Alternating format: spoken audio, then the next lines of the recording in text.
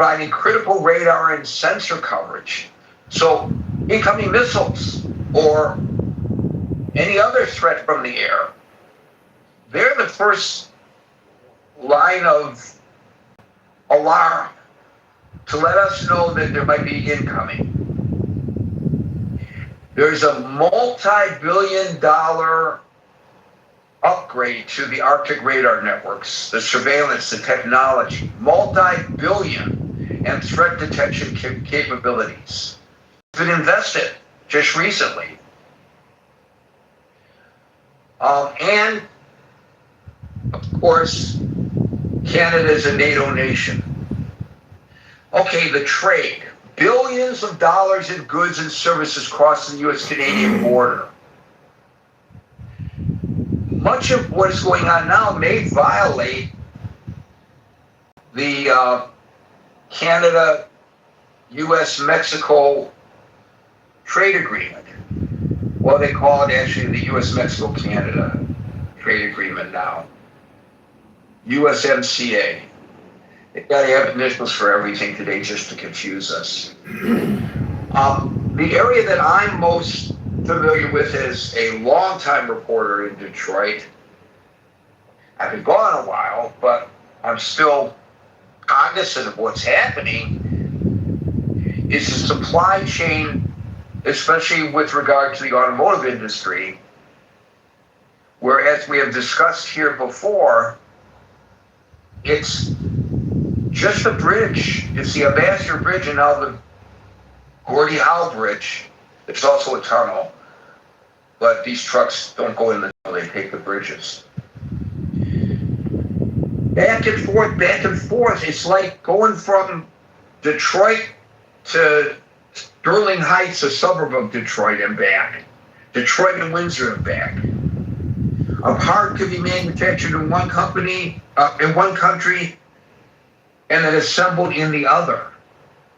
It's a seamless process between the two countries. It is an economic ecosystem that exists in the region. Especially, as I said, when it comes to the automotive industry. The supply chains are fully cross-border and mutually reliant. So, why? Oh, and by the way, in case you hadn't heard, today the president has said that he might unilaterally rename Lake Ontario Lake America. Okay, does this have any force of law internationally? I think changing the Gulf of Mexico to Gulf of America hasn't taken hold outside the confines of the administration and supporters of the administration. I get that. And I get that he's like trolling Mexico and he's trolling Canada. These are our two closest, obviously, allies, Mexico and Canada. I cannot figure out why we are doing this. Now, there may be some trade disparities. Well, there's trade disparities with lots of nations.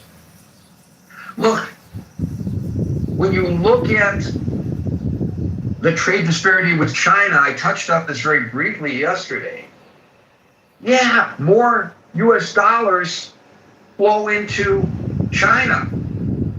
They're getting financial benefit that we're not getting it's a trade deficit, or at least in terms of the monies exchanged. In the aggregate, they come out ahead.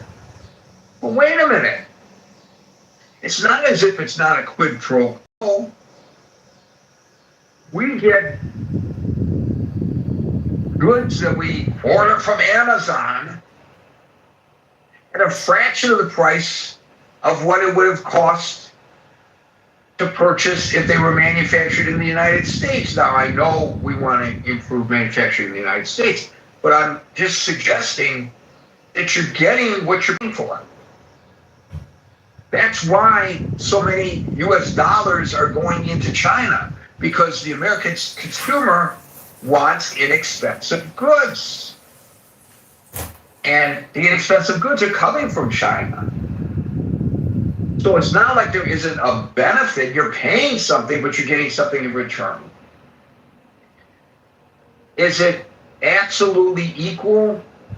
I don't know. I haven't studied it between the United States and Canada. Might there be room for adjustments? Maybe so. But the rhetoric claiming that Canada is terrible is beyond my area of comprehension based on my understanding of the traditional relationship. Is there a reason for this? Is this really about Canada? One of the things that this president has done is that he's created almost on a daily basis another crisis. And is there a reason? Perhaps. I'm not a conspiracy theorist, but I'm just wondering, is there some logical explanation? Is he trying to divert attention from something else by raising these issues that weren't there before? At least seemingly they weren't there before.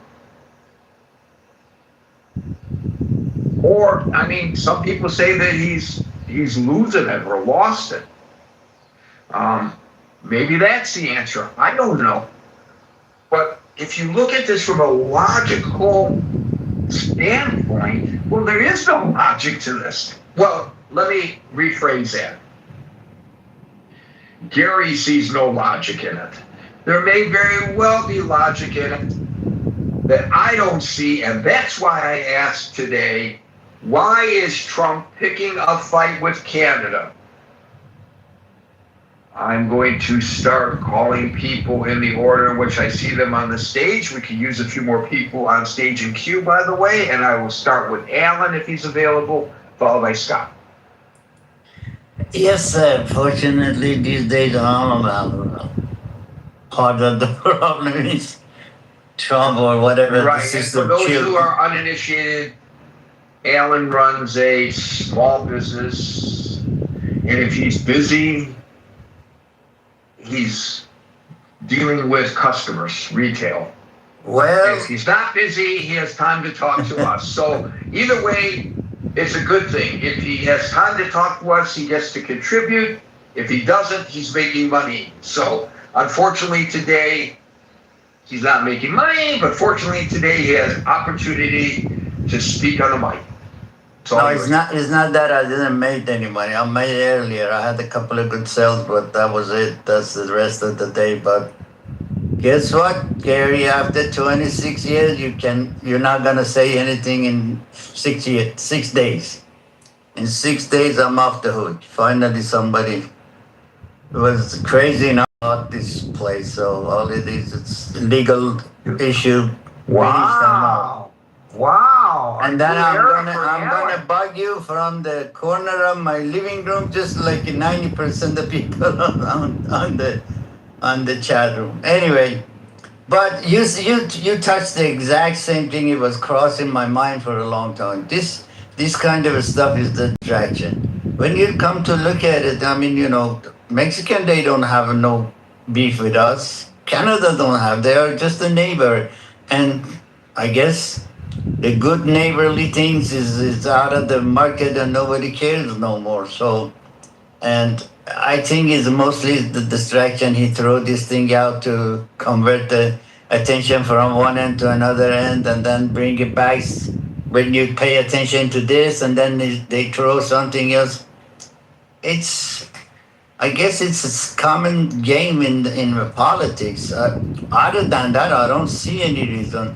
Every Canadian I talk to, they are very good people. They, more or less, they have the same situation as us.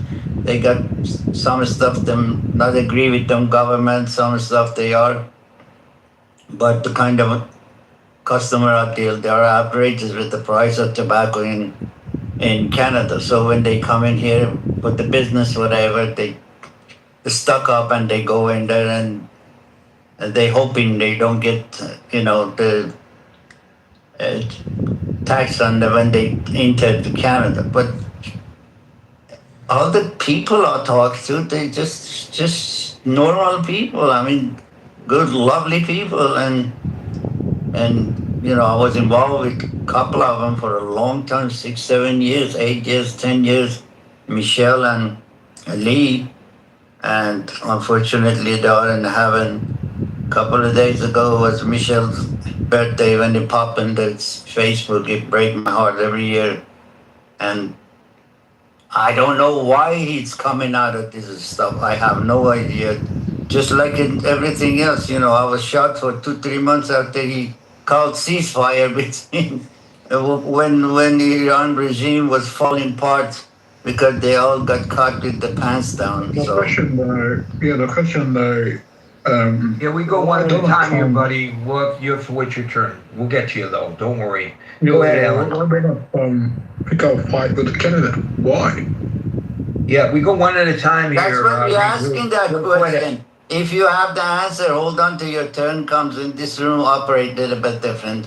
We talk one at a time. We don't let other people interrupt anyway. But hopefully it's not serious. Hopefully it's not going to be, conflict between the individual Canadian but I talked to Lee's brother. He's very mad at Trump for many variety of reasons, and that's how it is. So to be honest with you, I don't have an answer why the heck he does that. Maybe Mr. Amir knows, maybe Scott or maybe Mr. The last gentleman was trying to do anyway. Back to you, sir. Hope all is stay well. So for And- those who don't know, he's been referring to a couple people from Canada, and one who's deceased, Michelle. But you talk about how Lee's brother in Canada is upset with Trump. I'm curious. Have you had discussions with him about whether? I know it's anecdotal, but whether he feels that this has reset the relationship between our two nations permanently, or whether he sees this as a temporary setback that things will be repaired following the end of this administration. No, his feeling is a momentary. Because they know president doesn't last forever in United States. They know in the 4 years he's going to go away, but for the time being, yes. 2 years. 2 years. 2 years. A little over Yeah, 2 2 years. 2 years he's been gone, and then,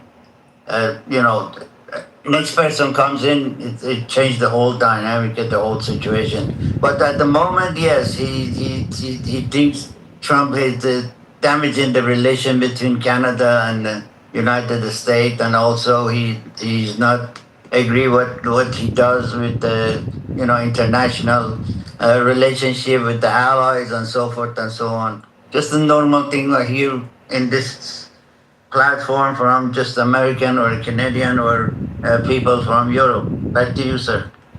So, Alan, you opened up by suggesting that this is a deliberate diversion, and of course, we don't know the answer to this, and I'm not going to, hold you to it. But I'm wondering, in your mind, what do you think is we're being diverted? Well, right now it's basically derived from the situation in Middle East and the Strait of Hormuz and Iran and so forth and so on, because right now the world there are a lot of ship paying tremendous amount of money. They go through the strip, and it's not as close that they say. Yesterday they said they cleaned up all the all the mines from everywhere. They cleaned all the mines from the strait, and they are ready. Any boat or anything that goes in there, they shoot them if they wants to re-put the mine under the water again. So there are a lot of things he wants to. And then the midterm comes, he probably throw this stuff out, see what the reaction is, the public is. and then what kind of outcome it will come. It's a combination of a whole bunch of things. It's the situation we live today. That's it. We have to keep our mind busy with all this stuff and do what they do best, and at the end we come out a loser, just like everything that's happened. The price we pay. That's the bottom line. Thank you, Alan. Listen, I'm going to mention something since you mentioned the Strait of Hormuz. I do not want to change the topic of the room, but I just want to bring people up to date on something that's very interesting that happened today, and then we'll get back to the topic of Canada. So please do not respond to this comment. I'm just trying to inform people. Today, Oman and Iran announced that they've reached some kind of a tentative agreement to reopen the Strait of Hormuz. And that agreement would include the removal of the mines. Today, the President of the United States announced that the United States Navy has removed all the mines from the Strait of Hormuz. So there we go with another contradiction from there. And it could very well be that you're right, Alan, that this so-called fight with Canada is to divert attention from what's going on in the Middle East. And I know that there are those who believe that everything, including what's happening in the Middle East, is an attempt to divert attention from Epstein, the Epstein files. So I don't know the answer to that question, but it's interesting that you think that it is a diversion, and I'm wondering what other people might think. Scott, followed by Amir. All right. Waiting with bated breath here. Yeah, I don't know, Gary. Does anybody know? I mean, come on. Who knows? Does anybody know what time it is? Does anybody even care about time? I'm sorry. Exactly. I mean, look. Anything I say is going to be speculation, right? Anything any of us say is going to be speculation. But I mean, there's probably a combination of economic and political and Trump's weird mind, strategic reasons. I don't know. He loves tariffs, right? That's his preferred negotiating weapon. That's when he's on his playing field that he feels comfortable on. It's not bilateral. It's him. He's got, at least before the, court decided that, that there'd be, I don't know what the status going forward is on tariff controls, but he likes tariffs, right? And his theory is, I guess, that because Canada depends so heavily on access to a much larger American market, that the threat of severe economic pain is going to force Canada to make all kind of concessions on things like dairy and, I don't know, automobiles or steel or booze or other stuff.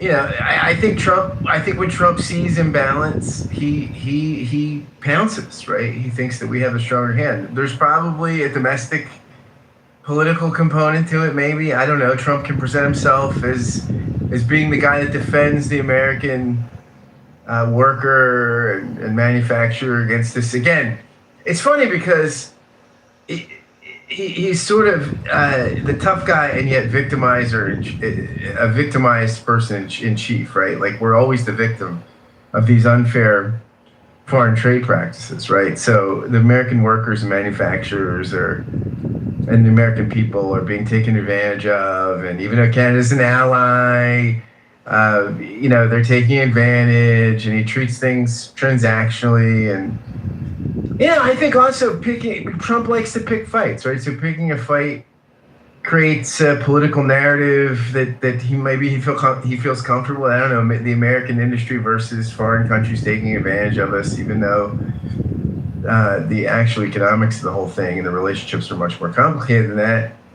I mean, look, some of this is just about dominance, right? Trump likes, Trump personally and politically likes dominance. He thinks that allies should just accommodate to American demands because we have this, from his perspective, I think, this dominant kind of role and power. So I think when a country like Canada just won't fall in line and challenges this, he gets pissed off. Like, he gets frustrated. He doesn't know what to do. So I don't know. I mean, what I do know, I think what everyone here knows, is that the American and Canadian economies aren't hermetically sealed, right? They're not separate machines. The automotive industry, the steel industry, agricultural industry, energy supply chain, all this stuff moves across the border a lot, right? And so this is a pretty complicated relationship. I mean, it's an interdependent relationship, and ultimately this kind of trade war hurts everybody, I think. But so yeah, I don't know, Gary, why. These are some speculative reasons. I have no idea. I mean, if Trump negotiated the USMCA anyway and called it like such a great deal, it's such a great deal. That's a great point that I missed. Why is Canada why is Canada suddenly right? Why? Now why is it so bad now? Why is Canada suddenly? And if Canada's cheating America, didn't he make the deal that allows them to cheat? Exactly. I had this argument with somebody the other day. So what the hell? I don't know. Renegotiating it, and it makes no sense. No, like you're calling the deal you negotiated rigged. Like it was your thing. And then again, this just gets back to the power and dominance thing, right? Maybe he just sees a window and sees opportunities. Like, all right, there's a point. There's an availability to put pressure on, so I'll put pressure on. I don't know, Gary. This is again. I say take everything with a pound of salt because it's all speculative.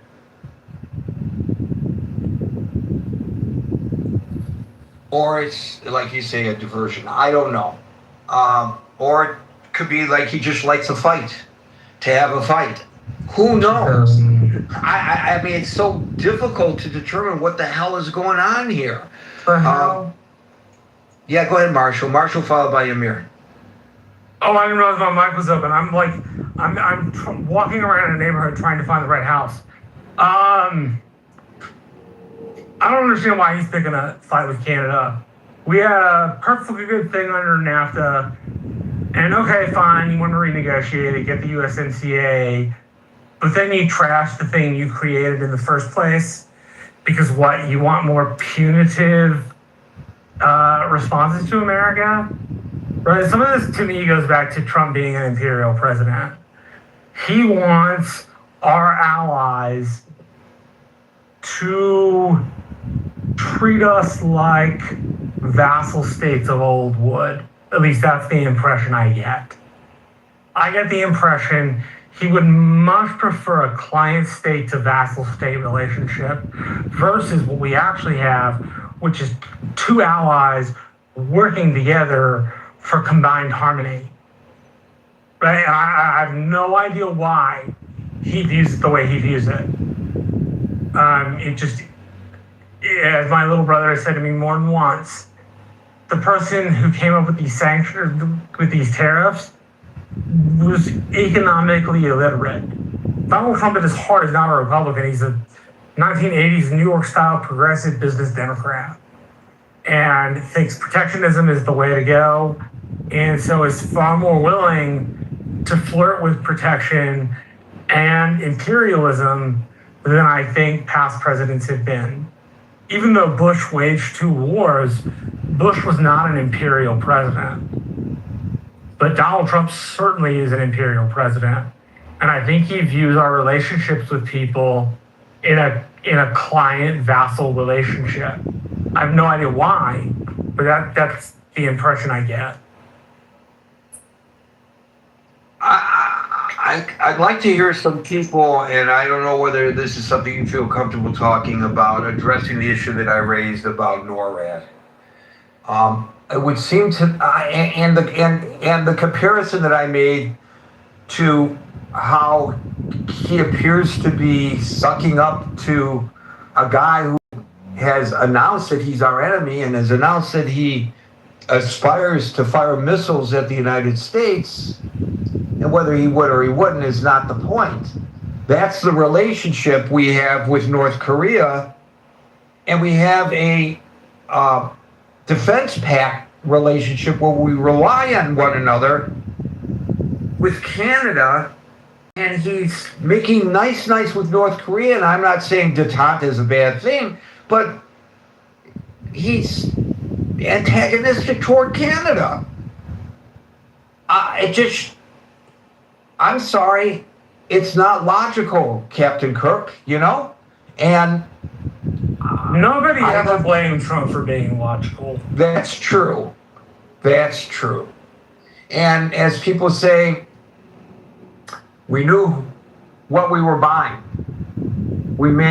Some people may have buyer's remorse, but it's not as if he hid who he was. We had 4 years by which to assess him, not just his policies, but his character.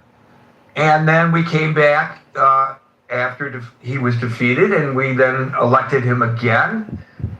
Sometimes you elect people who are unknown quantities, and you're speculating based on how they present themselves, how good a job they're going to do. Not the case with Donald Trump. So, you get what you buy. You get what you pay for, as they say. Yeah, we get what we deserve in America and not what we need. I've heard that also said. I know that when Ed Koch, mayor of New York, was defeated by Dinkins, he made the comment, you get what you deserve in an election. That was his point of view as well. Thank you, Marshall. Kind of a little bit of sour grapes, but, it may be true. Amir followed by Tiger. Hey, Gary. I promise not to divert away from the topic. I know, it's tempting, isn't it? Preparing to me when you mentioned that.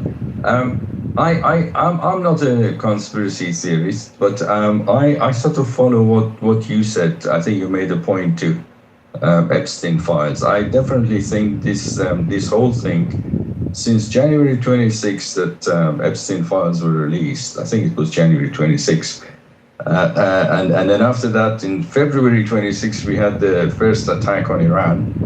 And since then, there has been many sort of instances of Trump, his continuous storms in a teacup here and there, which I think for the majority of the time, we should not take any notice of it. I've said that before.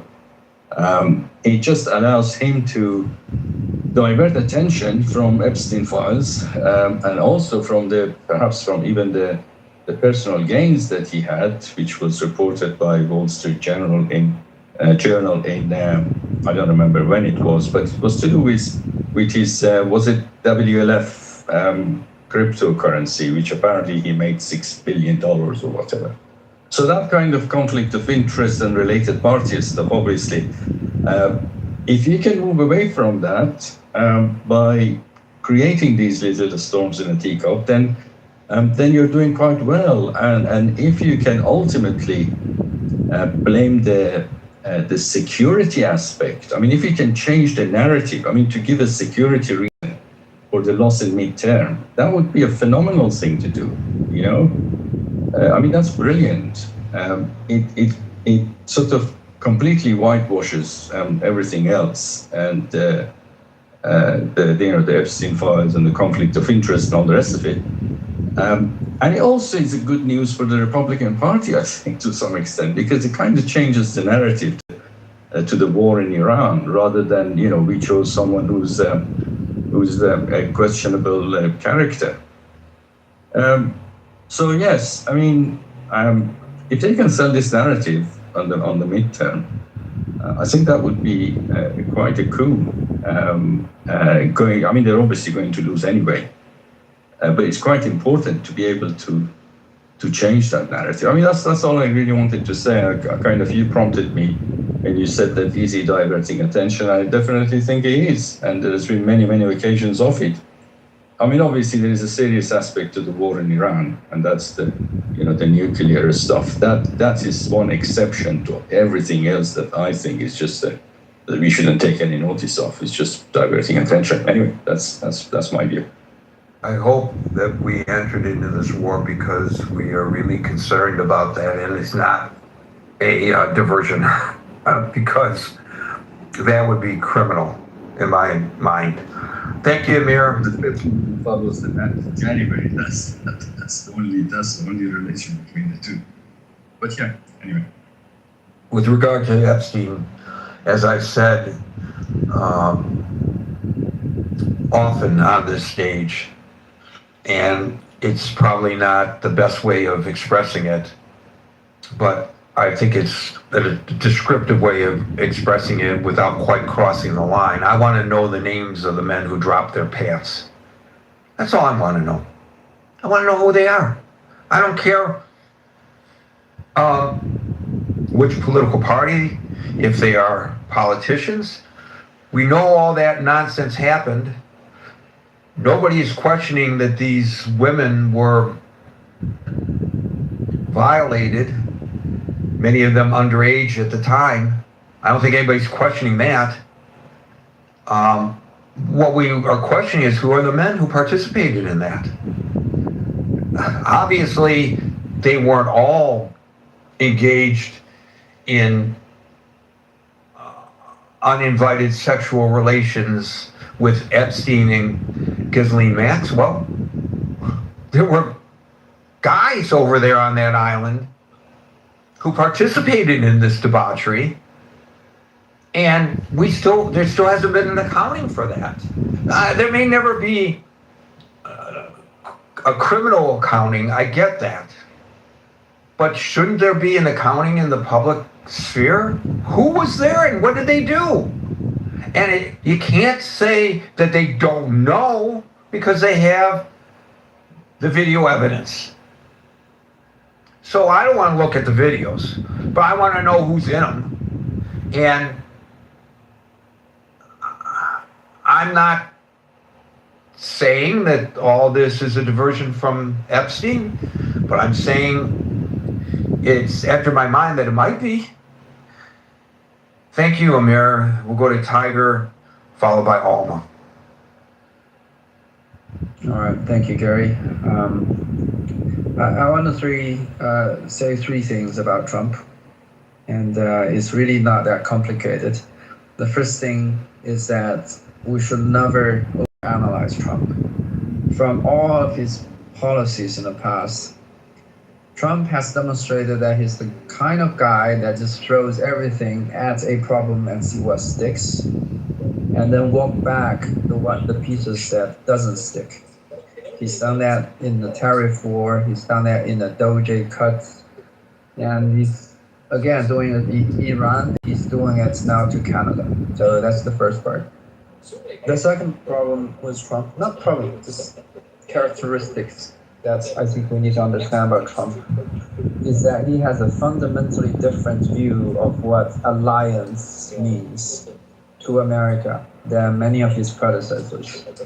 And, in some way he's correct, because I think America used to be the kind of power that enforces a order, and countries who are willing to play along with that order actually gets some kind of benefit from working with America. This is basically the framework set up after the Second World War. But what Trump has realized today is that order no longer works, especially not working for American interests in some ways. Because the elephant in the room is that the major adversaries are thriving, despite that they're unwilling to follow the rules dictated by Americans and not willing to participate fully. I mean, they do participate. Like China benefits enormously from the global order today. You could argue China benefits more than Americans do. And this is partially why, from Trump's understanding, this current global order needs to be, if not dismantled, changed to suit America's interests more. And from his rhetoric towards all the allies in NATO, in Europe, especially Northern Europe, and in Asia, right? He blames these countries for not participating in wars against Iran, for example. And to his mind, America is disproportionately paying for and contributing to the so-called mostly military alliance in NATO and with security frameworks in the Pacific with Japan and Korea, but are not getting the results that when America tries to direct them to a geopolitical end, these countries refuse to follow America's suit. This is, to Trump, very unacceptable because he demands deference and he demands obedience from what Americans used to call allies, because people in China might call them vassal states. But yeah, it's these current relationship viewed by Trump is not balanced and is not working. The third thing that I think we have to realize about Trump's policy is that he's a very mercantilistic president. This is actually something in my past speakings about Trump, I used to praise him about, because I think it correlates very well with what we call the comprehensive power of a nation, in particular the industries of a nation. So to Trump's mind, to make America great again, and I agree with this assessment, that America needs to reindustrialize. And to reindustrialize, and to Marshall's point, Trump realizes a degree of protectionism is necessary to drive both capital and factories back into America. And without this, America will find it very hard to compete with its chief adversary in China. But he waged these kind of commercial, mercantilistic wars against all countries, whether they are allies or adversaries. But what he found out is that it's much easier to pick on these so-called allies who depend so much on America.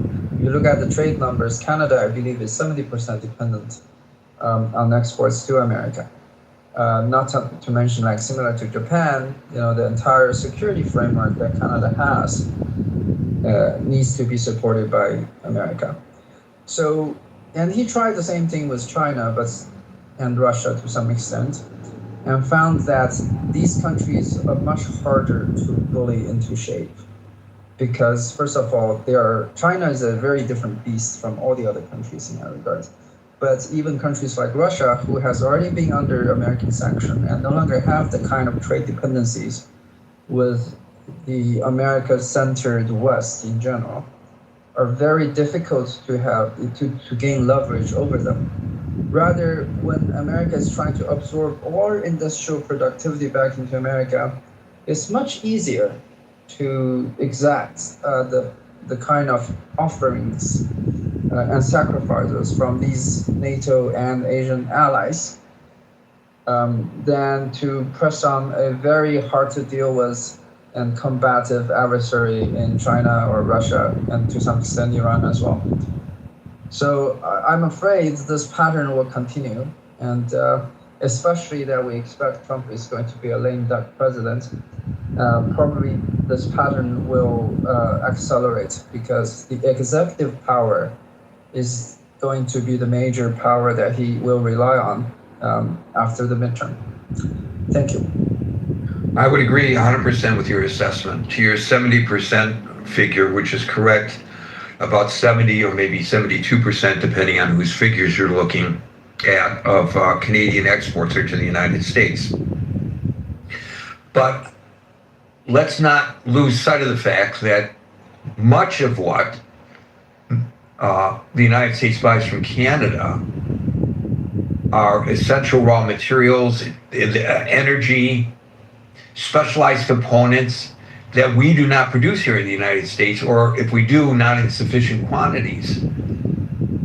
Or they could be minerals that we can't extract domestically, I guess. I haven't really looked into that, but I suspect that's probably part of the equation. So I understand that he views this as a competition, that the Canadian companies are competing with American businesses. But if you really look at it, and I acknowledge my view of it is a little bit biased based on my understanding of the automotive industry.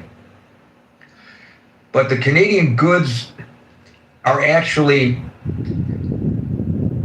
foundational building blocks, I guess, for manufacturing in the United States. The primary goods the United States buys from Canada include energy and crude oil and critical minerals.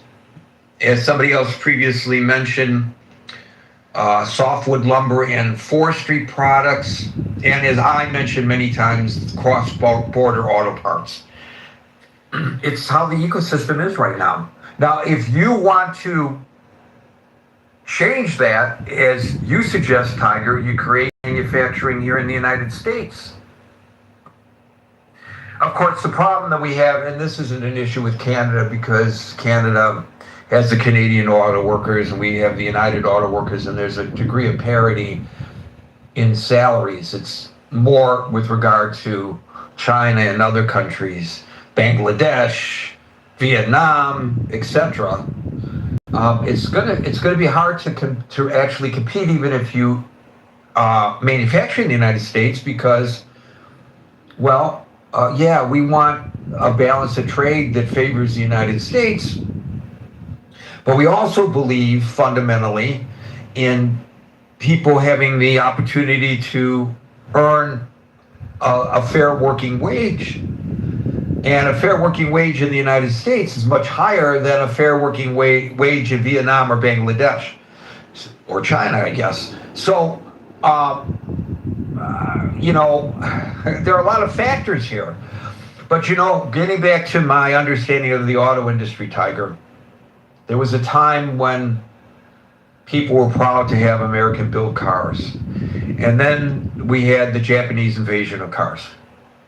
And the Japanese cars outperformed in many respects the American-built cars. Well, instead of slapping high tariffs on Japanese cars to protect the jobs of the American auto workers, they retooled, and I'm not saying just retooling the factories, they retooled their entire approach to manufacturing. It took time to where the cars built in the United States were on a par with the cars built in Japan, or at least competitively so. And so, if you believe in the free enterprise system, and you believe in competitiveness in that regard, then if you're concerned about the balance of trade with any country, then in as much as you have the opportunity to, now when it comes to resources, they are what they are, but you improve the way you are doing things in order to make it more attractive to the consumer to buy your goods, right? That's how it's supposed to work. In reality, though, the trade balance, yes, is off, but it's a symbiotic relationship that the United States has with Canada. And it's a symbiotic relationship economically that the United States has with China. It's not like we're not getting something out of it. And I think it's very myopic to only consider one aspect of this equation, Tiger, and not step back and look at the whole thing. Of course, you're right, Gary. Because I said first, right, strategy and finesse is not Trump's strong suit. He might have a guiding direction, but his implementation often fails short, as in the tariff war and many other things. So I agree with you. But secondly, Gary, I think what you mentioned, there's a much bigger topic here, and I don't want to spend too much time to derail this room. But what you're essentially talking about is accepting free enterprise and competitiveness. That assumption itself is flawed. Because countries don't compete on equal footing, and especially with the modern monetary framework that's centered around the Fed, there's something called the fifth dilemma. The United States has to export money, basically, in exchange for goods and services. And one of the direct results of that is the assets appreciation in the United States, because that kind of money are driven back in the United States mostly into assets, like financial assets.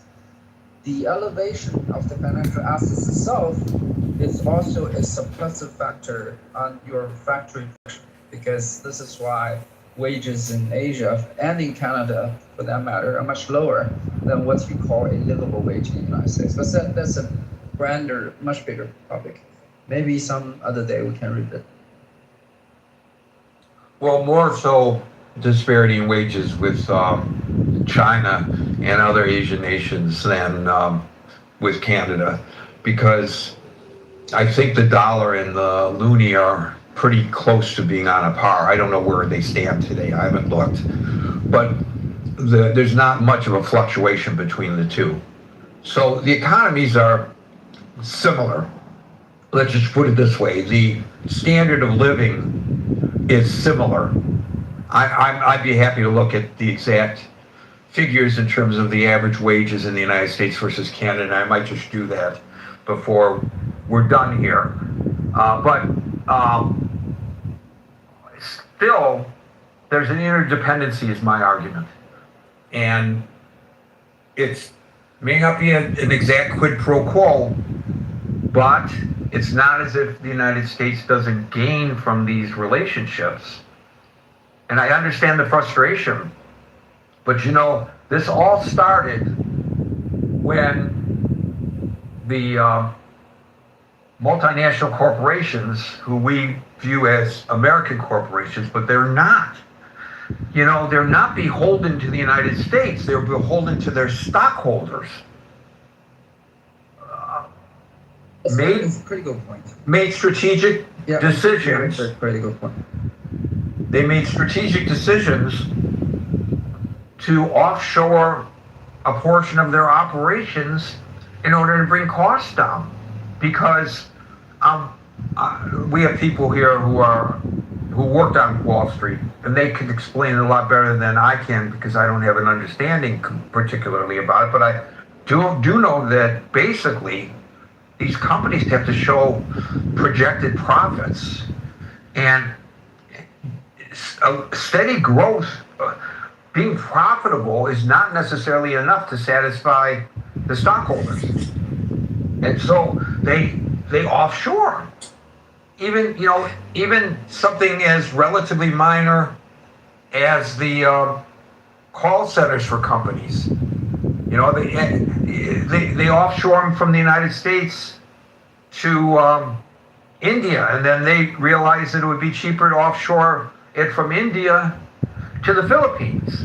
Now, all those people's jobs are in jeopardy because of AI. You know, it's ever evolving. I get that, but you know, I've reported in the past about how it's cheaper to take fish that's harvested in the United States and send it to China for processing and packaging, and then send it back to the United States, which is a great cost of transportation, and you're probably not getting fresh fish, you're getting frozen fish. But still, it's cheaper to do that than to do the processing here in the United States. Well, these companies are going to do what's best for them, not what's best for the United States. They're not going to say, well, you know, we could save millions of dollars, but and increase our profit margin, but we're an American company, so we're not going to do that. They think that way. So there you have it. You touch on It's a world economy, Tiger, right? I thought you were finished. But a brief response. I think you touched upon a very critical point, because what you described, you know, it's more of the internal dynamics of U.S. politics. In that, first of all, you're right. These countries are symbiosis, right? Because by distributing work in the way it is distributed today, the American companies benefit greatly in their profits numbers. But the problem in America's domestic politics is that not all Americans benefit equally from these dealings.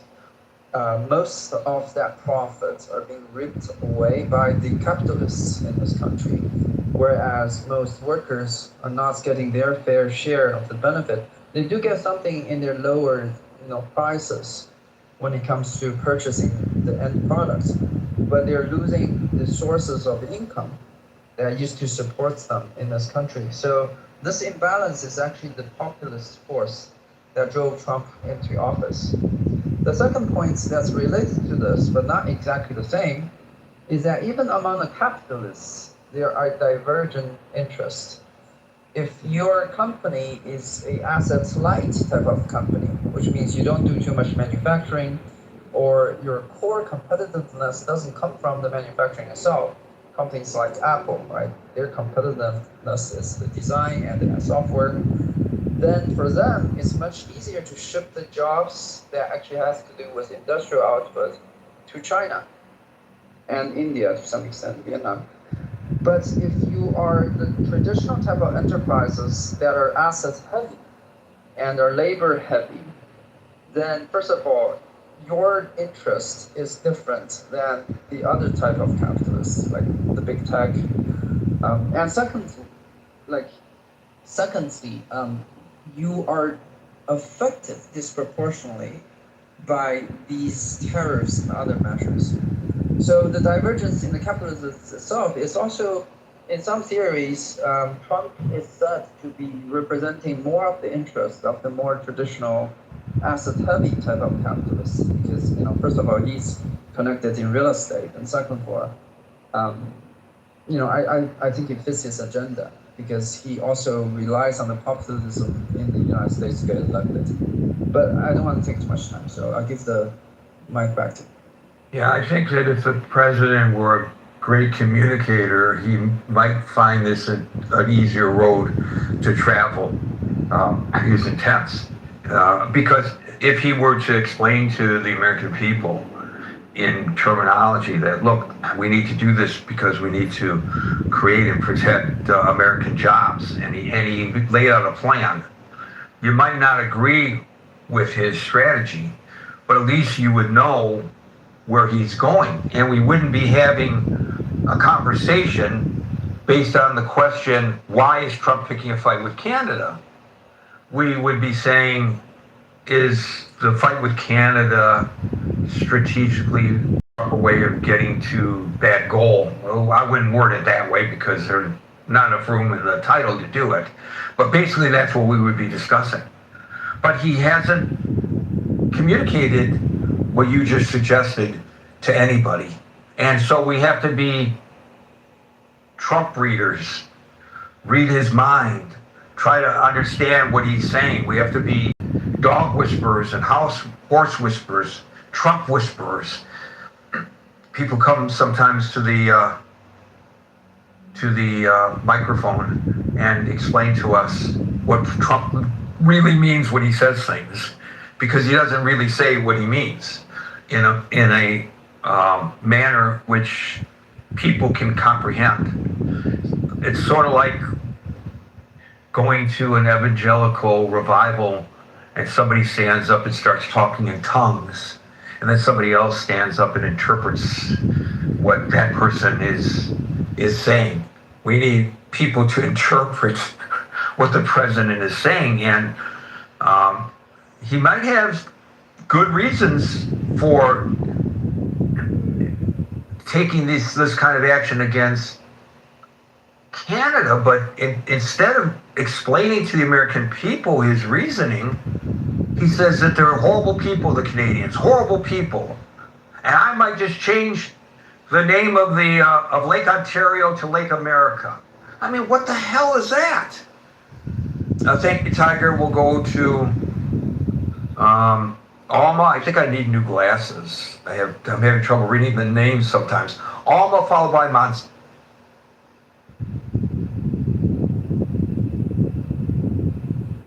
Alma, you with us?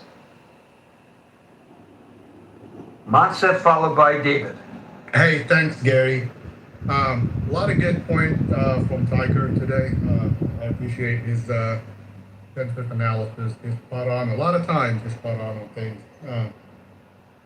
Picking a fight with Canada at this time when we're basically in a fight with the whole world, whether it's Europe with their NATO contributions, whether it's the Middle East with the war in the Middle East, whether it's the on and off trade war with China that Trump started and then he backed off and then he started and then he backed off and he's still threatening to do. Canada is the last country you want to have a trade war with. We do rely on a lot of things.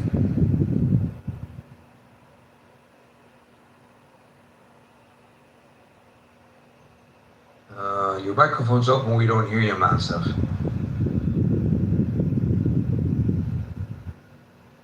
Now that is weird. I can see that his microphone is open, but we can't hear him. Can you Still hear me no. Now we do. Go ahead. Okay. Did you hear anything I said? You're underwater. Hello? Try it again. Oh, shit.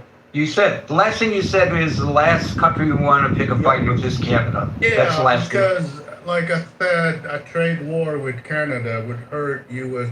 consumers to an extent that that Trump doesn't come clean and say, hey, we're going to put these tariffs with Canada. We are going to get hurt. The message you get from Trump is that he still does it now when he does his rallies, is that the United States is getting rich, crazy rich from these tariffs, which is not something that anyone could prove. We're not getting rich. The country, the Treasury is not bringing in massive amounts of money from tariff.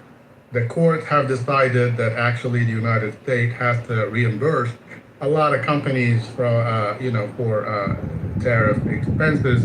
So I don't know what he's referring to when he says that the United States is getting richer than before because of his tariff policy. He still says that tariffs is his favorite word in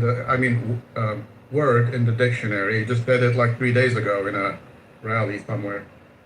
Just one example, Gary, like Canada is the leading exporter in the world of potash. It's something that every farmer needs to grow their crops. The United States is I think we account for 70, 80%, probably 90% of our potash consumption from Canada because of the proximity and because it's needed. Putting higher tariffs on potash, it directly links to the food chain in the United States. Farmers were going to have to endure, higher costs for things like this to make them grow their plants and crops, passing the cost along to U.S. consumers who will find anything from vegetables to meat to whatever more expensive at the store. And that's only happened because, Canada is going to do, whenever you announce that you're going to, put tariffs on any country, they are going to retaliate and they're going to put retaliatory tariffs on you. Guess who the other two countries, if the U.S. finds now that Canadian potash is more expensive? Guess who the other two countries are the leading potash producers in the world? Russia and China. So if we don't get our potash from Canada because it's more expensive, are we going to go to Russia and buy our potash from it and make Russia rich? Are we going to bring our potash from the other side of the world, from China, because we have to? We just don't have enough potash. This blows the whole theory of the comparative advantage that, people learn in like the first week of economics school, that you do what you're best at and then it becomes easier aid where you partners because then things that you're not good at. It also goes with in a time when you actually need what the other countries have for your own survival and your own production and your own change, your food chain and your own whatever. You don't start a trade war because they can hit you when it hurts And in this case, Canada can hurt us when, like I said, you mentioned earlier, oil. We still import, I don't know how many millions of barrels a day from Canada. You're under the water again there, buddy. We've Okay. lost you. We've lost you. We've lost you. So I'm sorry, Monsef, we lost you. I don't know why your signal is strong and then gets like that.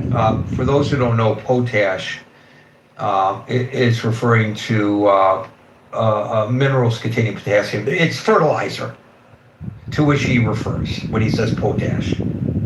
And, you know, the United States cannot produce enough of it domestically, so we rely on Canada to fill the gap. So if we lose the fertilizer because of a trade war with Canada, I think is Monsef's argument, what does that do to our agriculture industry? You know, I think as we try to analyze the reasons behind the president's strategies, we have to always remember the art of the deal. And I know he didn't write the book, but I mean, the book was about him. And I think we have seen, those of us who know him from his real estate dealings here in New York, and now the rest of us knowing him for his dealings as president of the United States, he's a guy who likes to create leverage by creating, I think, a crisis. And he believes that that maybe forces the other side to the negotiating table, not just forcing them to the other side to the negotiating table, but from a position of weakness. And he made it very clear during the campaigns that he believes in disruption. And maybe we didn't all wrap our minds around what that meant.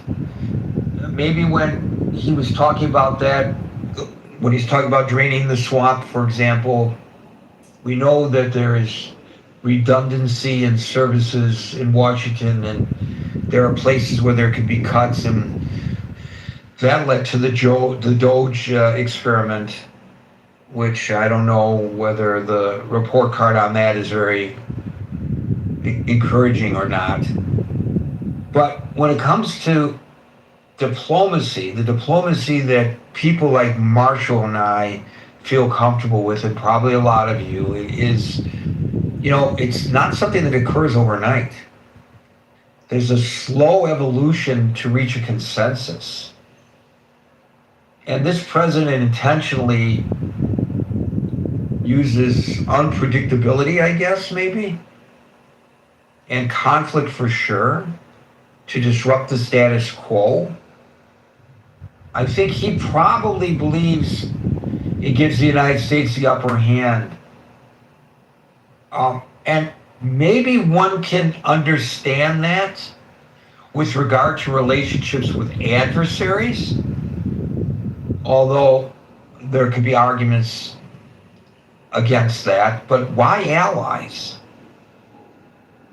And the other thing that we have to, I think, recognize, and his prowess with this group of people is really evident when we look at the win-loss column of people he's endorsed in the midterms. He's lost some, but he's won a lot more than he's lost. I think he's in the 90 percentile of success the last time I checked. He's trying to fulfill his campaign promises to his base. I think his base is very comfortable. Probably, I don't know. Yeah, I think it's more than that, though. I think it's not just. I think it's not just fulfilling promises to the base. I think it's expanding his power base in the party, so that to prove that he can primary you, to prove that even though Paxton's a weaker candidate and probably Texas would not be moved from likely Republican to tossed up by Cook if he had picked Cornyn. But when he does this, right, he shows that he's got the power. But even if he loses the midterm, he could still ruin your political career. And I think that's going to come in handy if and when, and likely when, the Democrats win the midterms and there's investigations. Because then I think he's trying to get Republicans to think twice. Oh my gosh, maybe now is when I, launch my profiling courage and actually go in and do some oversight. So I think there's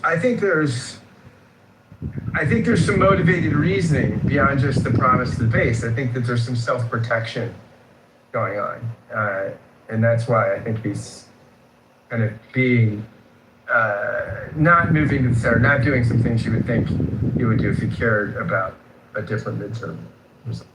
Well, fundamentally, and this is a little bit off the topic, but since you raised the issue, I think that fundamentally when a politician in general, there are probably exceptions, there are probably a lot of exceptions, but in general, a politician triages what's most important. The first thing is what's most important to him or her. And that has to do with re-election or upward mobility in the political structure or post-office opportunities in the private sector. That is the priority. And I think for many of them, second on the triage list is the party. What's best for the party? I point to Chuck Schumer as a prime example of that and his commentary about how important it is to elect Al Sayed as the U.S. Senator from Michigan, even though many Jews who he pledged to be their protector find his candidacy disquieting, because he has said the priority is the Senate, regaining control of the Senate. The priority is not protecting the Jews, if in fact he would agree with a lot of Jews who feel ill at ease with El Sayed. Not all Jews do, but a lot do. And then the third in the list of this triage list, Scott, in my opinion, is what's best for their constituents and the nation. And I think that they've got the list inverted. And I think it takes a lot of character, and you put yourself on the line as McCain's daughter did, and as Fetterman is doing on the other side of the aisle today. He might get primaried out because he's trying to build bridges with the Republicans, and this is unacceptable with many in his power base. And the genesis of all that is exactly what you just described with the President of the United States right now. You're either with me or you're against me, and if you're against me, you're toast. And so, even if there are Republicans who find, as I do, this attitude toward the Canadians to be repulsive, mum's the word. God forbid they stand up and talk about what they really believe. Mum's the word. Do you think I'm on target here with that comment, Scott? Gary, I think you're generally on target. More reliably than not. Yes, I think you're making some sense here. Not just because they're. We never vote with that shit. All right, that's really nice. Thanks for coming onto the stage and disrupting, but you're not on the stage any longer. Today. Okay? Lately, what's great about the room's success? This is the measure of the room's success. The more trolls you get, the better you're doing, Gary. I really believe that. So are you saying that the attacks that I'm receiving on social media right now for simply posting something the president said shows I'm doing the right thing? Gary, no press is bad press. You know that, Gary. You're a newsman. You know that. Well, I'll tell you, the last discussion about that has received on my Facebook probably double the normal of number of people reading it. But I'm not in it for the numbers, but it that kind of speaks to the point that you just made. Thank you for that, Scott. I needed to have my head shrunk because of the unrelenting assault on me, and I'm so thin-skinned. I hope none of them are listening as I break down and cry over it. Okay, I'm over that now. David, followed by William. Hello, Gary. Hello, David. What's happening?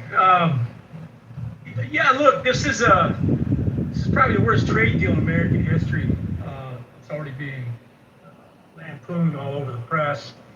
You know, Carney's caught between a rock and a hard place because, you know, he's asking Carney to also diminish the French language over there, a pro-English. Oh, I agenda. missed that. Yeah, you did. You know, he asked. Wait a minute. He asked Carney to do away with French as an official language of Canada. Yeah, he wanted to sideline the politics behind that with regard to the legacy of the French Quebecians that were around from the very beginning. Wait a minute. Yeah. Wait a minute. Who the hell is he to tell Carney? Who is he? The hell is he to tell Carney this? This has nothing to do with the United States. Right. But what I'm saying is it speaks to his immigration policies here, attacking, Latinos and Spanish language. I mean, it's a salvo that he's launched at Carney. And again. Well, there's some advantages to that, because the next time I watch a hockey game that's emanating from Canada, when they sing the national anthem, I'll know all the words. Well, there you go. Because when they sing "Oh Canada," they sing verses in both English and in French, and I don't know what they're saying when they're singing it in French. And so I'm all for it. Come on, Carney, get rid of that. Get rid of the francophones. Let's do it. Yeah. For Gary. Because I want to enjoy the game, and right from the beginning, it's such a wonder. Their national anthem is a wonderful national anthem. I love their national anthem, but I'd like to be able to understand what they're singing. Come on. Well, anyway, yeah. So, in the history, obviously, Trump would like to co-opt Canada as the 51st state. And, like I said in the room the other day, look, America's never wanted for expanding itself, irrespective of what the other cultures want. But look, Canada has ways to retaliate. The energy that they provide us, they could black out all the Northeast, even going all the way down to New York by cutting off the energy supplies. Monsif brought up the potash, the fertilizer play. That would really harm our farmers here. But, Trump's also out there trying to weaponize an America First voting bloc, right? And what's real interesting about that is he's dispatched Vance to Maine to help backstop Susan Collins. And Susan Collins is contradicting Trump by saying this trade war is horrible for Maine residents and also for Canada because of how proximity. And Vance is coming in saying, "Hey, we got to be strong on Canada here."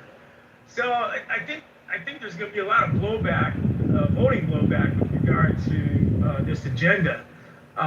Canada buys more cars than I think the combined car buying numbers of 3 or 4 of our top trading partners: Japan, China, a few others. So.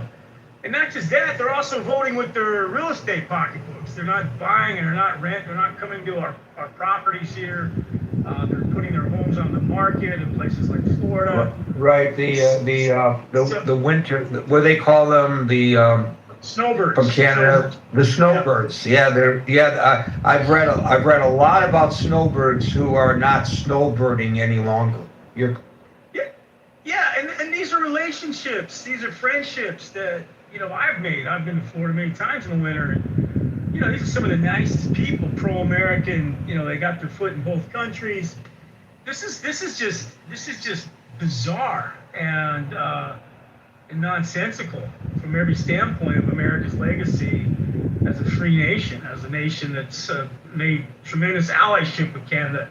And Canada's backstopped our wars, backstopped all of our campaigns, our policies. And let's be clear, Gary. Let's be clear. They want to neuter Canada's sovereignty.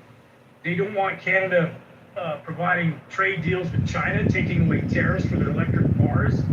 So Trump. This is a form of desperation cloaked with some sort of bizarre power play. Thumping our little cousin. It's like when I don't know if you had any older siblings, Gary, but whenever your big brother or your uncle or cousin came along for holidays and you were the low man on the totem pole, it was very easy to get picked on. So, I think there's a lot of that Trump's doing because we saw that he really couldn't go over to China and tame Xi into some sort of trading deal. I mean, he was there very, very somber. I heard he got them to change the name of the Great Wall of China to the Great Wall of America. Is that true? I don't know what that would have cost us to do that, but yeah, I mean, I'm sure that's. Well, it costs us sponsorship, like at the football stadiums are now sponsored, right? So, they cost sponsorship, and the money for the sponsorship went into the coffers of the Chinese government. And so it says, the Great Wall, and the Enco Great Wall of China, or something like that, Well, if we're able to successfully export American football, I know basketball is huge over in China, and there might be a possibility of branding the Great Wall with some other corporate name. But yeah, so Gary, I think this is going to end badly for both sides. I think we're both going to get hurt over this.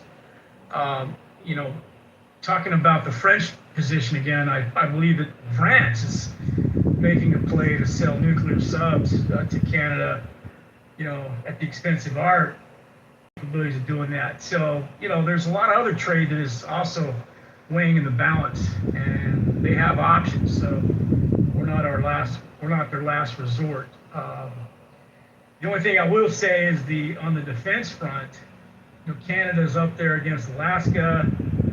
Obviously, they control a lot of the North Pole area. So there's a lot of land there that we need to have access to, and if we don't have a good relationship with our friends of the North, that may be curtailed on some level as well going forward. So that's all I got, Gary. Listen, if I have to pay more for my Timberland coffee, I'm going to be very angry, David. Very angry. I want to thank Larry for correcting me. He sent me a message saying that today the Canadian dollar, the U.S. dollar, is worth $1.38 Canadian. So there is a disparity. I thought there was a parity there. I thought it just fluctuated just a little bit, but that's a significant difference in the value of our dollar compared to their loonie. William, followed by Linda, and thank you, Larry, for correcting me, and thank you, David, for your comment. Hey everybody. You talked about what Trump is doing is not making sense. And you use the frame of quid pro quo. Quid pro quo imagines that you're dealing with a win-win situation. And I don't believe Trump has shown that he values win-win. I think Trump's idea of a good deal is win-lose. I win, you lose. That's what I believe in Trump's logic. He sees as a good deal. So he doesn't look at the economics of it. He looks at economics as a zero-sum game instead of a plus, a win-win game, which trade should be, can be, usually is. It's not a question of one side taking advantage of another. It's a question of trading with somebody else. So, that whole frame of reference is, goes along with grifting as a transaction. But, Canada is already restructuring trade. Canada used to trade primarily from the north to the south. Alberta would send their oil south into the United States rather than sending it across the mountain range, even at a low point in the mountain range, to Vancouver to be shipped off to Asia. They've increased their pipeline capacity to ship more out to Asia. And, that's probably just in the early stages because it takes a while to increase the pipeline capacity. And they're increasing their ties with Europe and their trade with Europe. And, I think that's even reflected in, what they recently made an order to buy Saab Gripens, which is a Generation 4 fighter that competes directly with the F-16. And that the F-35 is a 5th generation fighter, and they're buying some of those. But rather than just rely exclusively on the United States for current jet fighter procurement, buying, they turn to Sweden. There's even been talk about Canada joining the EU. I've seen that over the course of the last several months, and maybe that's possible because long run, after being betrayed by the United States up and down, they can't be confident that even the United States is going to have to be on good behavior for a long time to restore the trust of former allies. And I think they feel betrayed, and I think it's going to reflect in their buying habits. You talked about snowbirds. I've read about the snowbirds, the people that want to get out of the cold for the wintertime, going to places like Portugal instead of going to Florida. And the tourism is really way down. And one of the things that it's reinforced is rather than Canada trading from the north to the south, which had been their primary pattern because we were great allies, they're trading more with each other. So I think that a lot of structural damage has been done to American trade that will take a long time to correct or reverse. We're still the biggest single consumer market in the world. So we have our own sort of internal buffer against losing some trade, but we also rely upon supply chains from others, and one of them you mentioned was potash, which is a really important fertilizer that's Canada has a lot of, we don't, and we're going to need that for our agriculture. David mentioned that they can shut off the lights, if this gets pushed far enough. Canada can shut off the lights in the northeastern part of the United States because they provide a lot of electric. So this is not, it will hurt them to lose that, but will it hurt them more? Will it hurt us more? And I don't think they're looking to hurt us, but they are looking to maintain their own sovereignty and not to yield, their sovereignty and their ability to control their own destiny to the United States. I think that's something that they need to fight against from their point of view. And I think looking at things, do you want to have a win-win relationship with Canada or win-lose? Well, I think Trump really does want win-lose. That's about it. Thank you, William. Linda, followed by Andrew, who will be joining us from north of the border. Linda. Hi, Gary. I've been listening to this room for the last hour, so it's quite crazy. I don't know why Trump keeps attacking Canada, and I don't see how he gains anything. by the tariff with them, like kind of getting involved in the trade war as well, and like just bad mouthing them, and then he was like saying things like he was gonna make them the 51st state, and just going. I don't see how this benefits the United States to create problems with that country when there weren't problems before. As my understanding was, I thought we had a good allyship with them, so I just feel like why make things worse? And I don't get it. I think he's got some mental issues. That's just my opinion. Thank you. Thank you very much. And now it's time to introduce Andrew.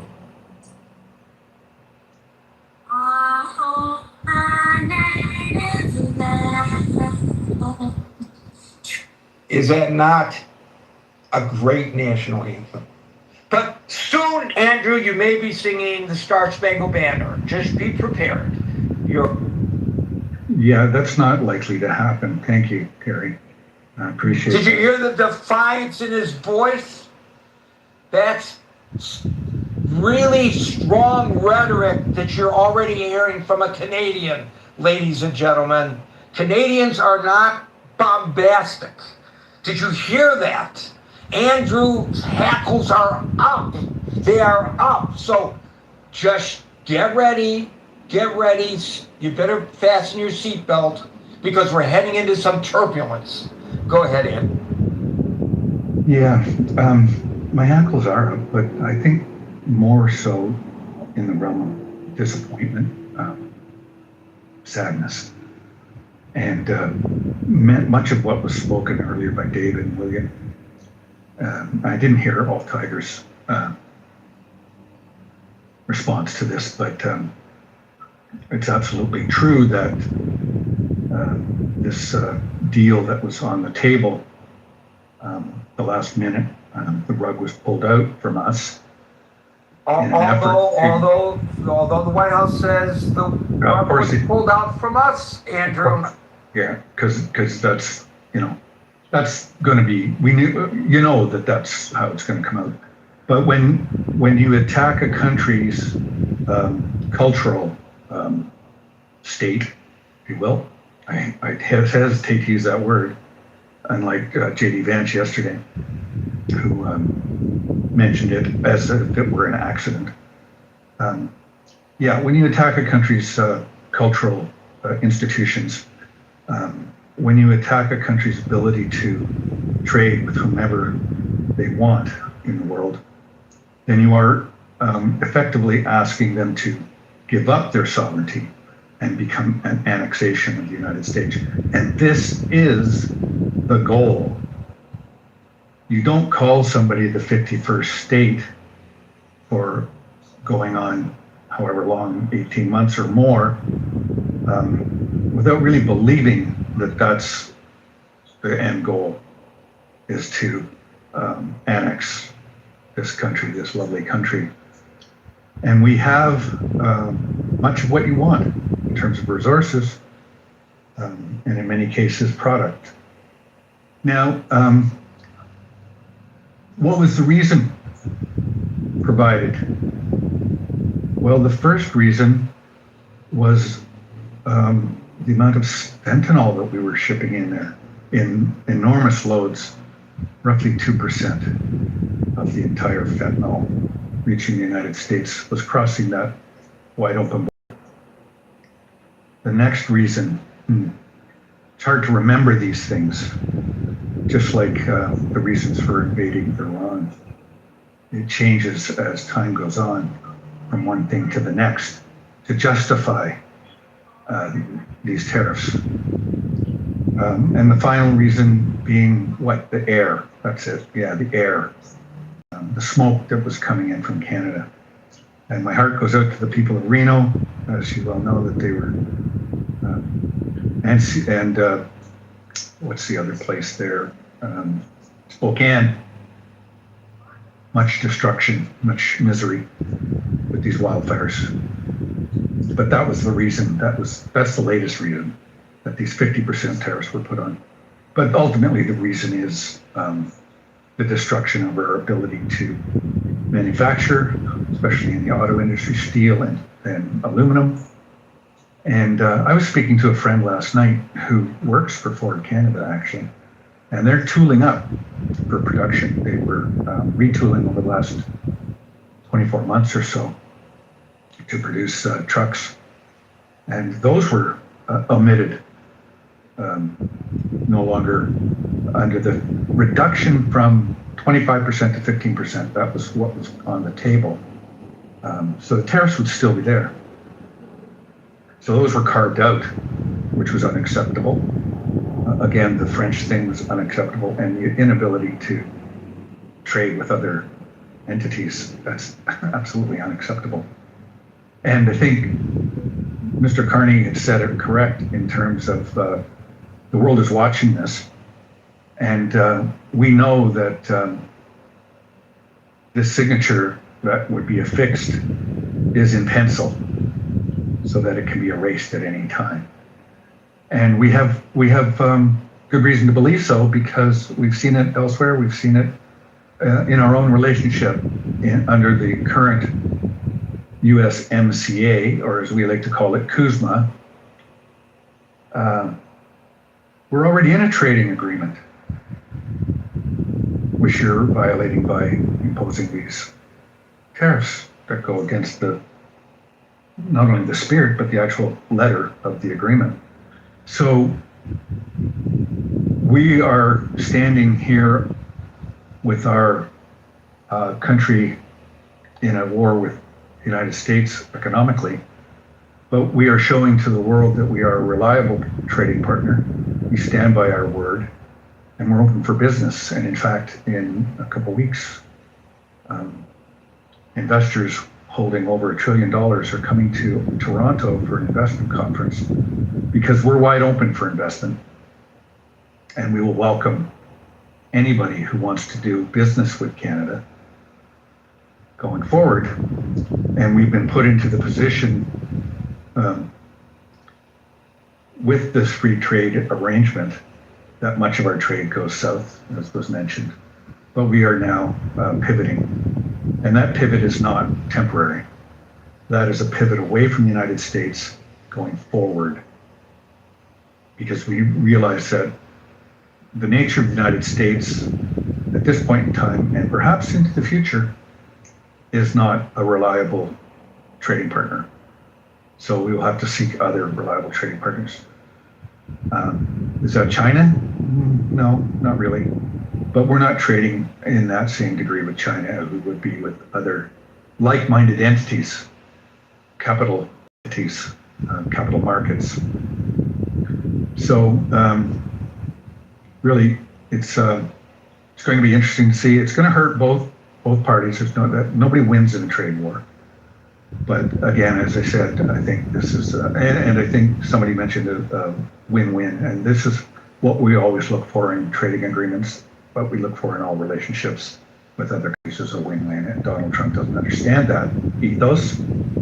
So this is where we're at. But we will spend our money one of the things that was going to go up onto the shelves here were much of the liquor that comes out of the United States to Canada.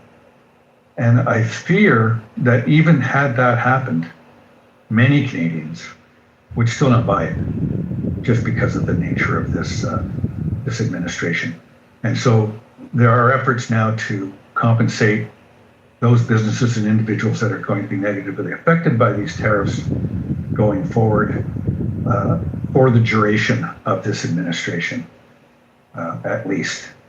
And so we are at where we're at, and we'll just have to see how it goes. Thanks, Gary. So, Andrew, you said in the beginning, and I know I made a little light of this all when I introduced you, but I recognize the seriousness, and I know you know that I recognize the seriousness of all this. You said that it is that you believe it's the intent of the United States to really make Canada the 51st state.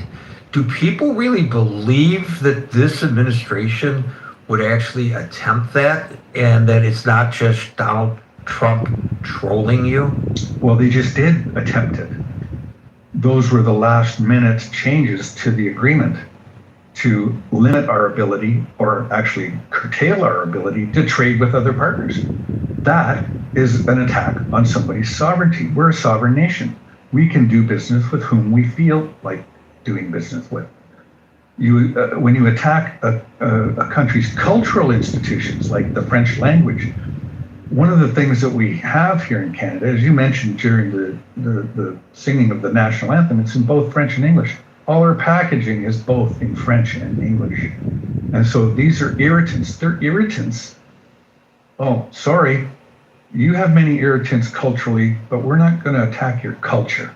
You do what you do. That's your country. Your country's your country. But they're not dealing with us as though we're an equal partner. They're dealing with us as an unequal partner. And it should be noted that the trade imbalance between these two countries, between our two countries, only comes down to energy. If you take energy out of the equation, then you have a trade surplus with Canada. So that particular argument is, just ridiculous, because you have a trade surplus in services and production items. So, if you just look at the energy, you take a lot of oil out of Alberta. I think it's like 3 million barrels a day. And of course, the electricity that flows down from Ontario, among other things. But mostly the energy, you take that out, then you have a trading surplus with Canada. So that reason is gone. It's moot. So I'm reading from the National Post, just so people understand how spot on Andrew is. And Carney and Mark Wiseman, who was their chief negotiator with the United States, say that the United States introduced last-minute text designed to constrain Canada's independent trade-seeking authority. Carney rejected the clause as an unacceptable encroachment on Canada's sovereignty, stating that would reduce the country to a subsidiary. So there you go. That's exactly what Andrew is saying. So it's not something that he's just making up out of thin air. Yeah. And obviously, that aspect of the story is well reported in Canada and not nearly as well reported in the United States. Thank you for that, Andrew. Yeah, and it'd make us a vassal state, much like China deals with their trading partners. Yeah. I mean, we do not have the right to tell you who you can trade with.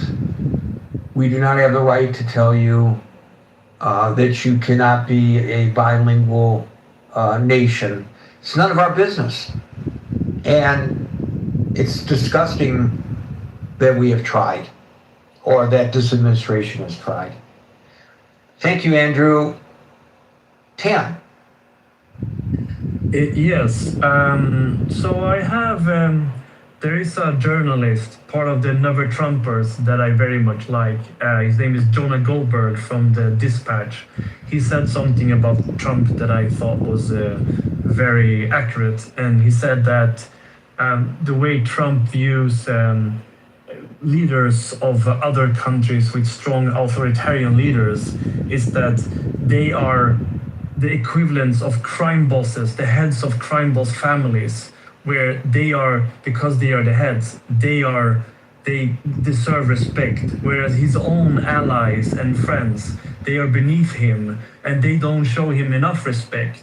That's why he lashes out towards Denmark, Canada. That's why he poses a picture yesterday with him and Kim Jong-un. That's why when he was in a meeting with Xi Jinping before, he called him a great leader, he's a strong leader, because he also wants other people to acknowledge him as equal to them. He doesn't use that kind of language when he talks to allies. He's doing the opposite, in fact. That's what I had to say.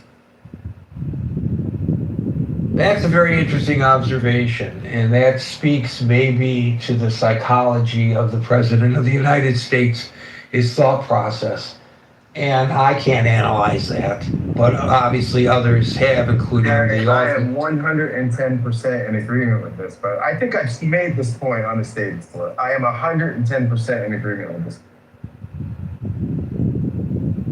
Jonah Goldberg, he says that it's because Trump grew up in New York before, around crime families and everything. So he's basically adopted this view of the world. That's why I came here to say it, because it should be repeated, because I think it's the most accurate description of who he is and how he operates.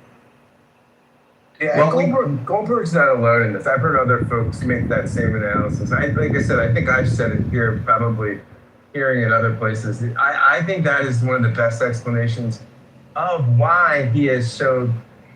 I mean, what that hermeneutical device is it makes a lot of sense as to why he's deferential to the to Xi and to Putin, and yet disrespectful to people that should be allies, right? I mean, look at how Tony Soprano treats the underlings versus how he treats the bosses over in Queens, right? He's in Jersey, they're in Queens, they run their end of the shop, right? There's a different power relation.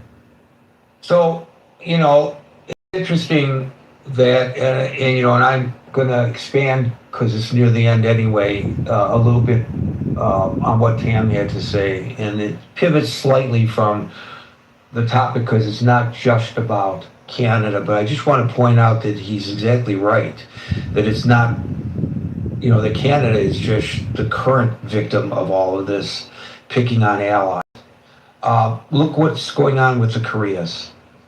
He is openly criticizing the president of South Korea because South Korea said, to use his terms, no thanks, I think was the words he used, to assisting the United States with the denuclearization of Iran. The United States should not shoulder the financial and military burden of protecting South Korea. But he prioritized his personal rapport and public displays of deference with Kim Jong-un. He treats Kim Jong-un with great respect. He says they get along very well.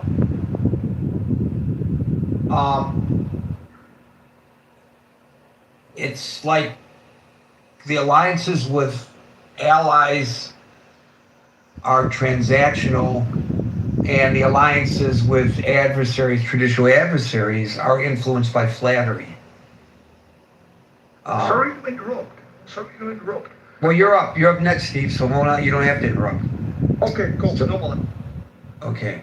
So thank you, Tam, and thank you, Scott, and Steve, you're up. Thank you. So just on what you were just saying there regarding North Korea. So on one hand, America kind of supports Ukraine. On the other hand, they don't. But at the same time, they support North Korea, who is actively supporting Russia against Ukraine. I think when it comes to where Trump is going with this, an awful lot of this is where he thinks his businesses and his children and his friends are going to be able to get assistance and dominate once his presidency's over. Argentina's another example, North Korea, what he's doing with Ukraine, etc. It seems to me that it's far less about what is right for America or how he feels about the traditional allies of America, and more who he feels is going to be able to support, influence, and offer better opportunities to his children, his businesses, his friends, and that, for me, that's why he's willing to sell his traditional allies, or America's traditional allies, and throw them under the bus, because all of these countries that have strict regulations are going to be more difficult for his people, his children, his businesses, etc. to make money through. Countries like Russia, Argentina, countries like that, Venezuela, now that they've done what they've done, are going to be countries where these people can move into, take over industry, and make billions of dollars in the next 10, 20 years. In all honesty, that's how I think he is thinking. I don't think this has anything to do with what's best for America in any way, shape, or form. Well, that may be true. Or maybe incidental that they use their positions to make money while he is president of the United States. That may be true as well. But to your point, if you look at this, and I'm looking at this 100% through AI generated response to something that I just made an inquiry, Genesis. And you can take it with whatever grain of salt you might because of the source. But they source their information, by the way. The Trump family has generated the most foreign revenue from the Middle East, specifically the UAE and Saudi Arabia. This is according to the Middle East Institute. The financial footprint spans both of Donald Trump's presidencies, with massive multi-billion-dollar spikes recorded in recent disclosures across cryptocurrency, private equity, and real estate. And that, once again, is quoting the Middle East Institute. So does that jive with what you just said, Steve? Yeah, I think so. I probably should have mentioned the Middle East as well, because again, he has thrown multiple countries under the bus, whilst maintaining alliances with countries that, when you look at the traditional relationship with America, it's very questionable. But if you dig a little bit below that surface and you look at the traditional relationships with where he's taken his businesses and where his friends and partners have taken their business relationships, it begins to paint an awfully different picture of what his actual motivation might be. And again, just to go back to where I closed with what I said last time, I really don't think this is about what's best for America from his perspective. I think it's what's financially best for him, his children, his businesses, and the people who he believes are supporting him. Thank you, Steve. We'll go to Hanson. And by the way, several people we've invited up to the stage after they've raised their hands, and they haven't made it to the stage. It's not because we haven't invited you. I don't know why they haven't made it into the stage. So please, if you've tried and you haven't made it, it's not because we've ignored you. Hanson. Hi, Gary. How are you? I'm good, but getting better. Great. That's good to hear. I'll make it short. So I think I just came in to title. I think Trump is right to pick a fight with Canada. It's it is late, but still it's better late than never. So Canada has been putting up this trade barrier with U.S. for a long time. I just want to take one example, which is the dairy industry. I think the tariff is something like 100% or 200% or maybe even higher. And what's more egregious is basically it's not just the tariff, it's the trade barrier, internal trade barrier, that they have a license that basically limit the production of their, well, not only this trade barrier is directed against U.S., but also they erected this barrier for entry for their own citizens. And so they have this basically a management institution that is akin to the central plan economy. They have the committee to determine the production, the amount of production of dairy products, milk, and all that. And they have a license, a fixed amount of license in the name of guaranteeing the production of milk, or they guarantee the stability of milk, price of milk. And they basically, this is there's a license that is sold on the market. Well, I would say kind of akin to gray market. That if you want to be a vendor, you have to purchase those licenses on top of the equipment and cows and more. So basically, it's a completely closed industry for everybody.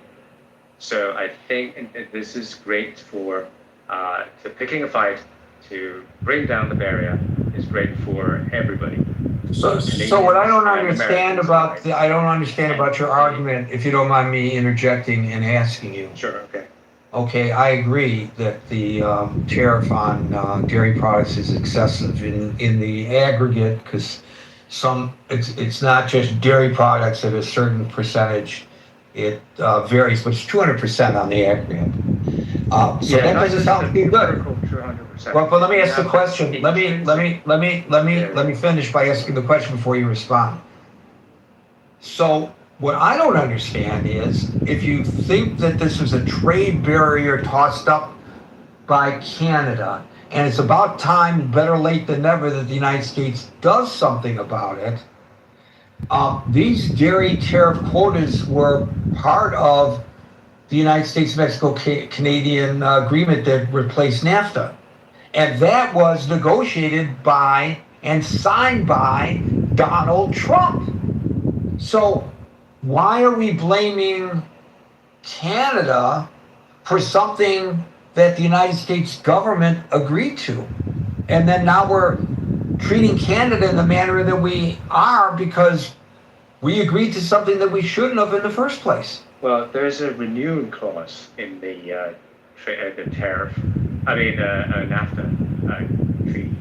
And so the renewing, the people can adjust the treaty.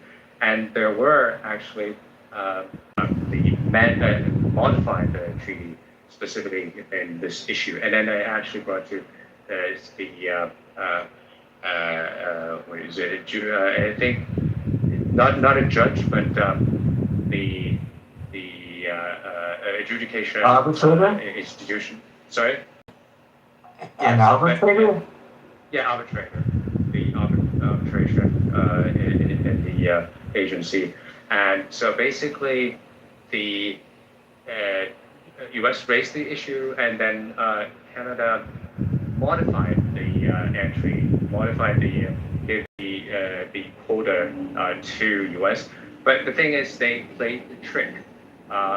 Basically, these licenses were ostensibly distributed to the more dairy entries, but they were distributed to the supermarkets and entries of Canadian origin. And so U.S. producers got nothing. They just basically play the game. But not only the U.S. were played, but New Zealand were too. But New Zealand lodged another complaint, and then actually. Okay, hold on. I don't want to get too far afield because it's 6:57, and I gotta pull the plug on this in just a couple of minutes. But here's a part of what you're saying again that I'm having a little difficulty in understanding. Last week, both the United States and Canada announced that they had an agreement and they were going to sign it. So it was resolved, maybe not to the total satisfaction of the president, but they announced that they had an agreement. Then at the last second, at least according to Ottawa, the United States said, wait a minute, we're going to make this last minute change, even though we announced that we've reached an agreement. It had not been formally signed, of course. And that is, we're going to prohibit you from trading with other partners.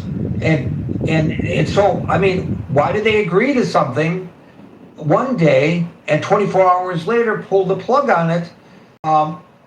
Again, isn't this, if it wasn't a good deal, a failing of our negotiations and our assessment of what we've negotiated before we agree to something? And now we're waging an economic war with Canada because we don't like what we just negotiated with them? Well, I'm not sure about the details. We can look into the details. I'm not sure about them either, so don't feel good. Okay, so yeah, all right. Then, I mean, if you're interested, we can open our room and we can read the treaties line by line. So I would be interested. Yeah, it just seems to me they had an agreement. We know they had an agreement one day, and then the next day suddenly they didn't have an agreement because the United States changed the terms of the agreement, and you're suggesting maybe that they changed the terms of the agreement because it wasn't a good agreement. Well, why did they agree to it? Well, I don't know the details, right? So whether who changed mine, whether there is a complete agreement, we don't know. Well, both countries announced there was. Both countries announced there was. So if both countries announced there was, we have to presume, I think, that there was. They both said so. There was no contention between the two parties. So I think there's more to this. I'm not arguing your point that the dairy industry in the United States views the tariffs as onerous. I would too if I was in the dairy industry. But what about our government negotiators? We negotiate something and we don't stand by what we negotiate. And that's to which Andrew was referring. Sorry, Michelle, I can't get to you. I'm out of time. Folks, we're here Monday through Friday at 5 o'clock New York time. So until 5 o'clock New York time tomorrow, for the next edition of the Critical Thinking Forum, everybody be safe, be well, and peace out.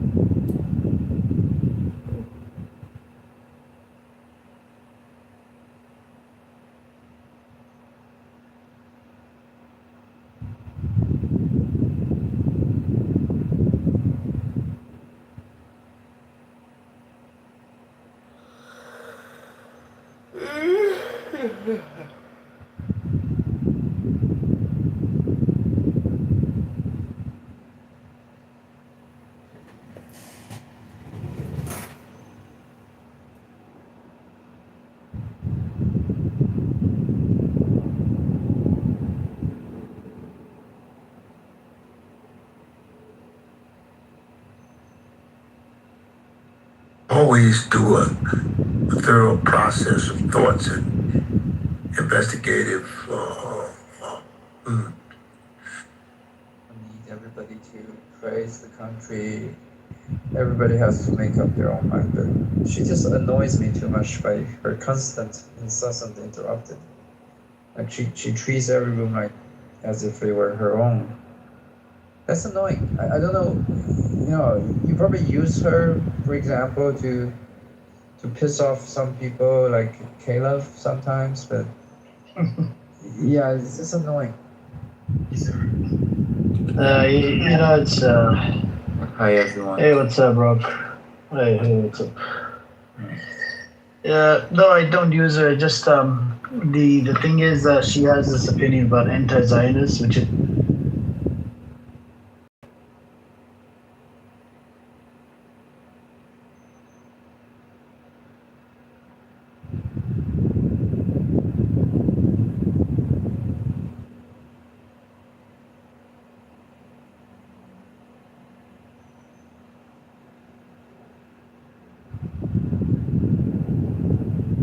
Over and fucking them up the ass as they're over speculating.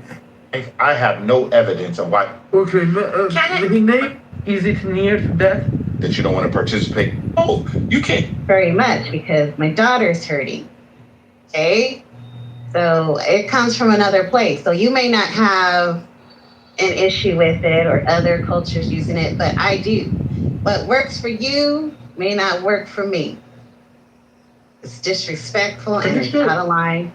And there's a person in this room who used it toward me, and it was very disrespectful. Damn, who's that? Oh, no. We're not going to do that presidential. We're not calling It was you out. probably me, let's be honest. No. I thought you were going to say Yeah, it was you. Yeah, it was you. Yeah, and? It was who? Pepe? questioning. I'm not trolling.